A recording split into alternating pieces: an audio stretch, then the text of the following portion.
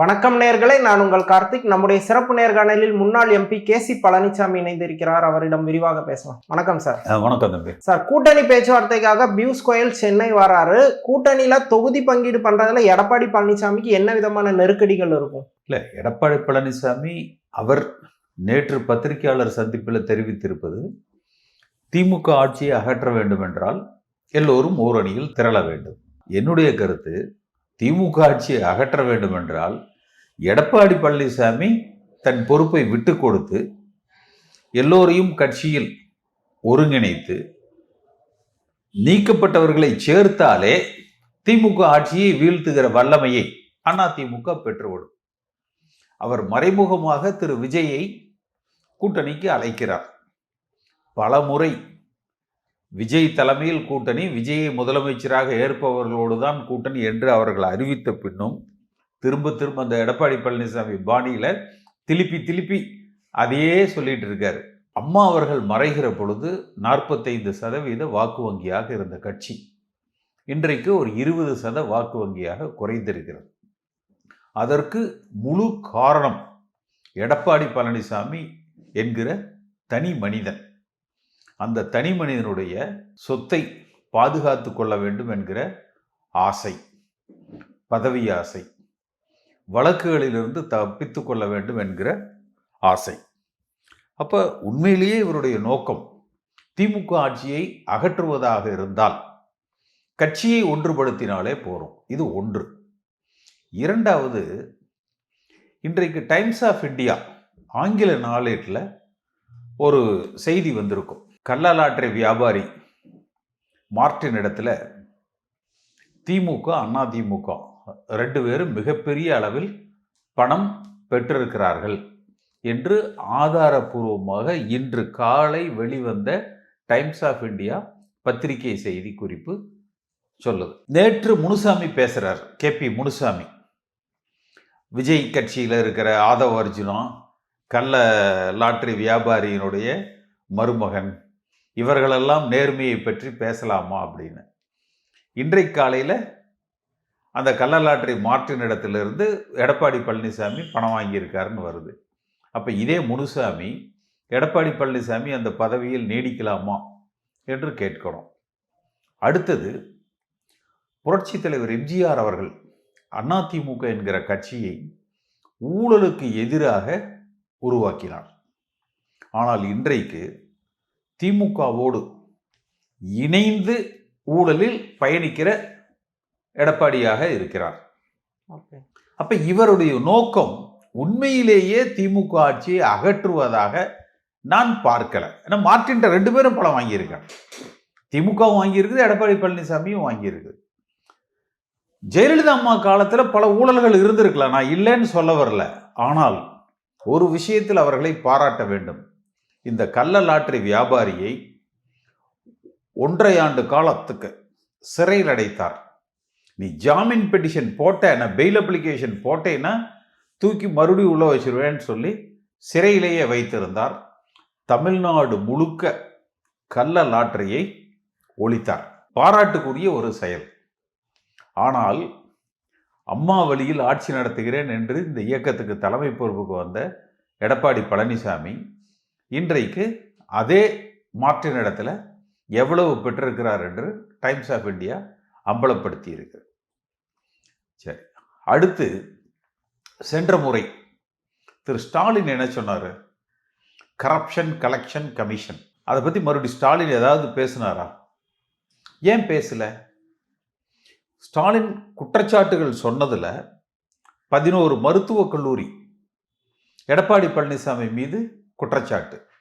அதுக்கு மருத்துவக் கல்லூரிகள் கட்டியதில் ஊழல் என்று. ஆனால் அதில் ஸ்டாலின் தலைமையிலான அரசாங்கத்தில் ஸ்டாலின் கட்டுப்பாட்டில் இருக்கிற லஞ்ச ஒழிப்புத்துறை எடப்பாடி பழனிசாமி குற்றமற்றவர் என்று சர்டிஃபிகேட் கொடுக்குறாங்க. அப்போ இவர்களுக்குள்ள எவ்வளவு பெரிய ஒரு இணக்கமான உறவு இருக்கு. ஸோ மொத்தமாக சொன்னோம்னா, ஸ்டாலின் அவர்களை பொறுத்த வரைக்கும், திமுகவை பொறுத்த வரைக்கும் ஒரே தாரக மந்திரம், பிள்ளையோ பிள்ளை, கொள்ளையோ கொள்ளை. இதுதான் ஸ்டாலின். இதுதான் திமுக அரசாங்கம். சதி சாதி இதுதான் எடப்பாடி பழனிசாமியினுடைய கொள்கைகள். எல்லாரையும் சதி செய்து கட்சியை அபகரிப்பது, விசுவாசிகளை நீக்குவது, துரோகம் இழைப்பது, இது போன்ற சதி செயல்களும் சாதிய அரசியல். அப்ப இன்றைய நிலை, அதனால எடப்பாடி பழனிசாமி தலைமையில அதிமுகவை வச்சுக்கிட்டு எடப்பாடி பழனிசாமி திமுக ஆட்சியை வீட்டுக்கு அனுப்பணும், எல்லோரும் வாங்க என்பது கசாப்பு கடைக்காரன் காந்தியம் பேசுவது போல இருக்கு. இப்போ தனியார் தொலைக்காட்சியில் ஒரு விவாத நிகழ்ச்சி நடந்தது. அதில் பேசுகிற ஒரு துக்ளக் நிருபர் என்ன சொல்கிறாருன்னா, தண்ணி கேன் போட வந்தவனெல்லாம் கூட்டணிக்கு கூப்பிடக்கூடிய நிலைமையில தான் அதிமுக இருக்குது அப்படின்ட்டு விமர்சிச்சிருந்தாரு. ரொம்ப கடுமையான விமர்சனமாக இருந்தது. அதிமுக அவ்வளோ வீக்கான சோனில் இருக்காங்களா இப்போ? இல்லை, நீங்கள் மற்றவங்க சொல்ல வேணாம். இந்த கூட்டணியில் இருக்கிற பாரதிய ஜனதா கட்சியை சார்ந்த நயினார் நாகேந்திரன் விஜயும் இணைந்தால் மட்டும்தான் திமுக ஆட்சியை அப்புறப்படுத்த முடியும் என்கிறார். 2021 கூட இந்த நிலை இல்லையே. வேறு யாரேனும் துணைக்கு வந்தால்தான் திமுக ஆட்சியை அப்புறப்படுத்த முடியும்னு இல்லையே. அப்ப எந்த அளவுக்கு அதிமுக பலகீனமாகி இருக்கிறது? அப்ப அதிமுகவை நம்பி அல்லது அதிமுக கட்சியால் இன்றைக்கு ஆளுகிற திமுக அரசாங்கத்தை வீழ்த்த முடியாது, அல்லது இந்த என்டிஏ கூட்டணியால் ஆளுகிற திமுக அரசாங்கத்தை வீழ்த்த முடியாது என்பதை நயினார் நாகேந்திரன் ஒப்புக்கொண்டு இருக்கிறார். நியாயத்துக்கு எடப்பாடி பழனிசாமி என்ன சொல்லணும்? திரு நயினார் நாகேந்திரன் அப்படி சொன்னது தவறு, எங்கள் வலிமை இருக்கிறது, நாங்களே வீழ்த்திடுவோம், நாங்களே வீழ்த்தி விடுவோம் என்றெல்லாம் ஒரு பதில் சொல்லணும். அப்படி சொல்லலையே. அவரும் திரும்ப விஜய் கூட்டணிக்கு தான் அழைச்சாரு. ஓகே, தமிழிசை என்ன சொல்கிறாங்கன்னா, விஜய் வந்து கூட்டணிக்கு வரலன்னா விஜய் காணாமல் போயிடுவார் அப்படின்ற ஒரு மிரட்டல் டோனில் கொடுக்குறாங்க. பிஜேபி விஜய்க்கு எதுவும் ப்ரெஷர் கொடுக்க வாய்ப்பு இருக்கா? இல்லை, அந்த மாதிரியெல்லாம் அதுக்கு விஜய் ஒன்றும் எடப்பாடி பழனிசாமி இல்லைன்னு நினைக்கிறேன். மகனுக்கு என்ஃபோர்ஸ்மெண்ட் டைரக்டரேட்டில் சோதனை வருது, சம்மந்திக்கு சொந்தக்காரங்களுக்கு வருதுன்னு உடனே அவசரமாக சட்டமன்றத்தை விட்டுட்டு அமித்ஷாவை போய் பார்த்து 3 கார் மாறி மறைமுகமாக சென்று முகத்தை துண்டு போட்டு மூடிட்டு, அந்த அளவுக்கு விஜய் கிட்ட ஏதோ இது இன்றைய தேதி வரைக்கும் பெரிய தவறுகள் இருப்பதாக தெரியல. எடப்பாடி பழனிசாமி கிட்ட மடியில கனம் இருக்கு, அதனால இன்றைக்கு பாஜகவினிடத்துல மண்டிட்டு இருக்கிறார். இப்போ பாஜக கிட்ட சரணடைந்ததா சொல்றீங்க அப்படின்னா, அப்போ டிடிவி இணைக்கிறதோ ஓபிஎஸ் இணைக்கிறதையோ பாஜக ப்ரெஷர் பண்ணி பண்ண வச்சிருமா? இல்லை, அவர்கள் 2 பேர்த்துக்கும் அவர்கள் ஒன்றும் ஊழலுக்கு அப்பாற்பட்டவர்களோ பெரிய உத்தமர்களோ எல்லாம் கிடையாது. ஓகே, இல்லை கூட்டணிக்கு வரணும் அப்படிங்கிறது, கூட்டணி எல்லாரையும் ஒருங்கிணைக்கணுங்கிறது பாஜகவோட எய்மா இருக்கு. ஸோ பாஜக வெளியில சொல்ற போது அது அவர்கள் எய்ம்னு சொல்றாங்க.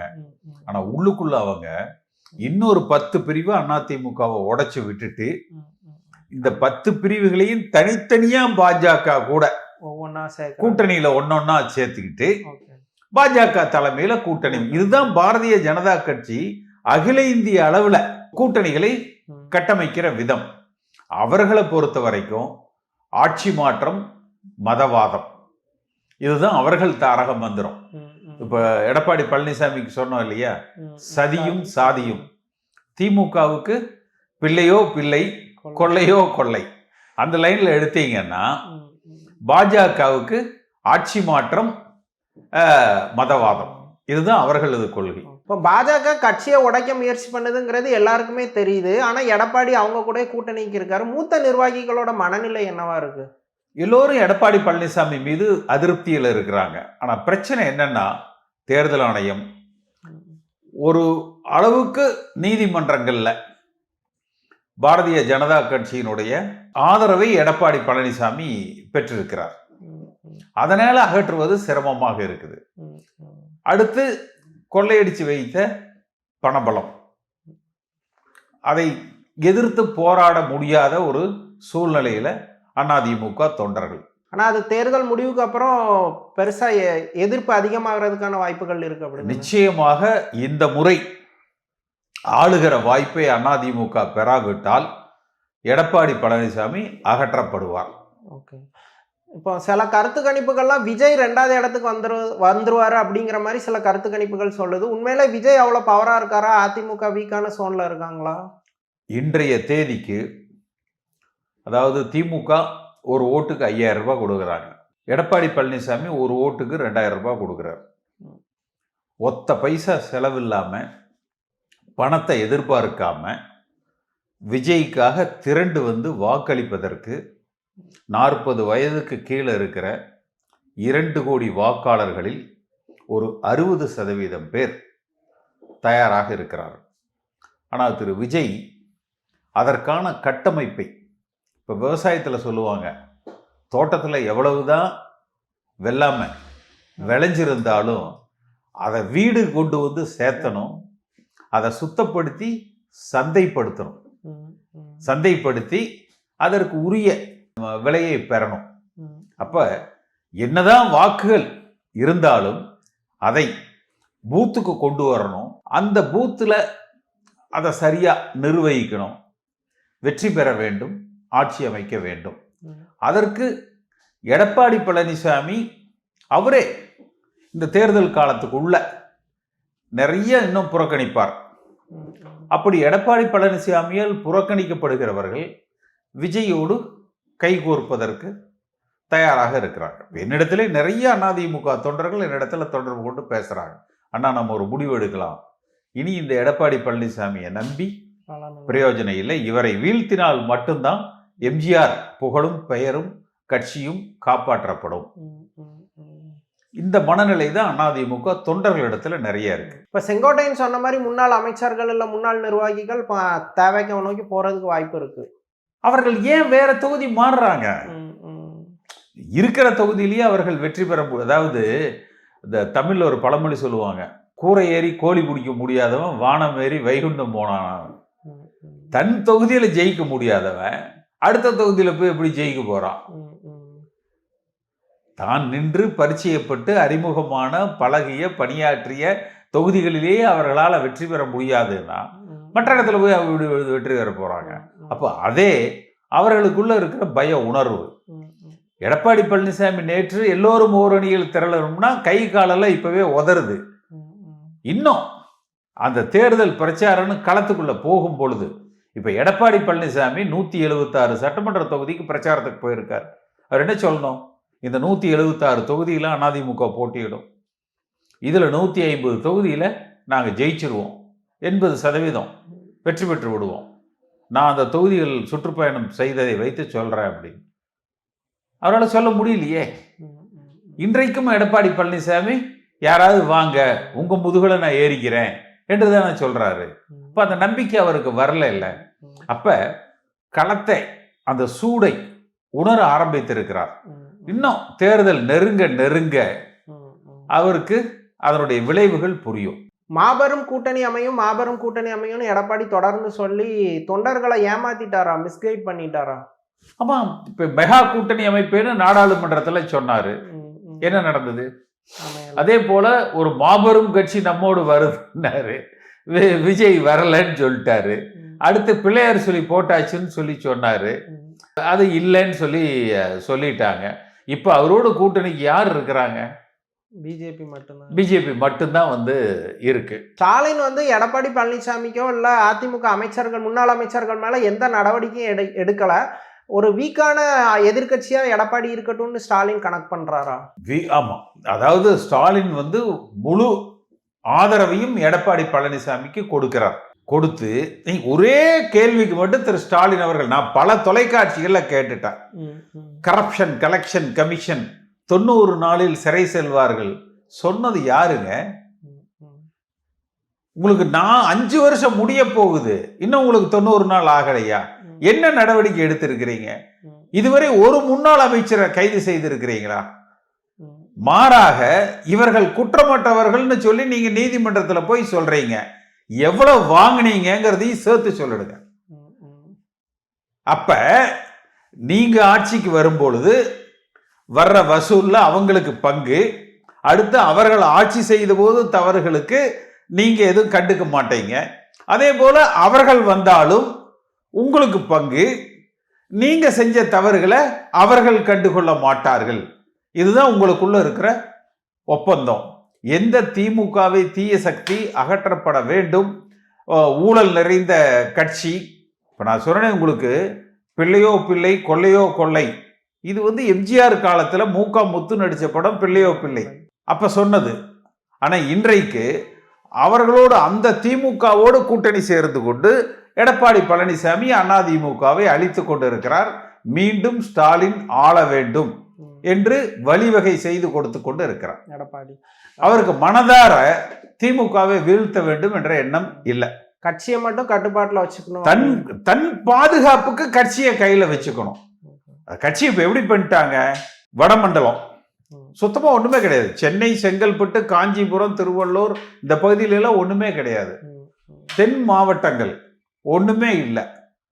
ஸோ மேற்க ஒரு 5-6 மாவட்டம், வட மாவட்டங்கள்ல வன்னியர் பெல்ட்ல ஒரு 4 மாவட்டம், ஒரு 10 மாவட்ட கட்சியாக, அதாவது சதியும் சாதியும் இணைந்ததுதான் எடப்பாடி பழனிசாமியினுடைய செயல்கள். ஜெயலலிதா ஒரு விஷயம் சொன்னாங்க, எனக்கு அப்புறமும் 100 ஆண்டுகளுக்கு அதிமுக வலிமையா இருக்கும்ட்டு.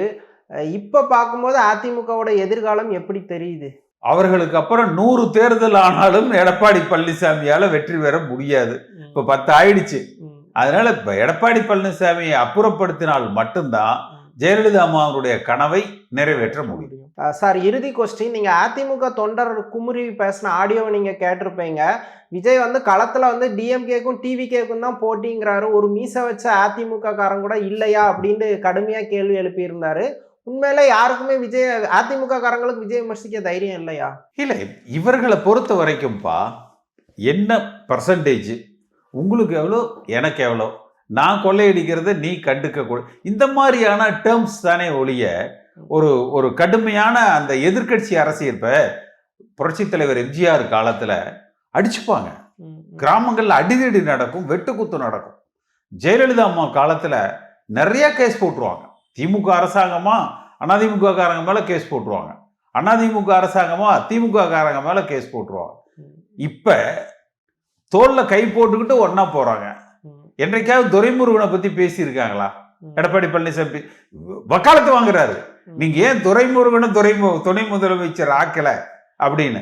ஆனா இந்த துரைமுருகனுக்கு அம்மா காலத்துல துச்சாதனன் துரைமுருகன் என்றுதான் பெயர்.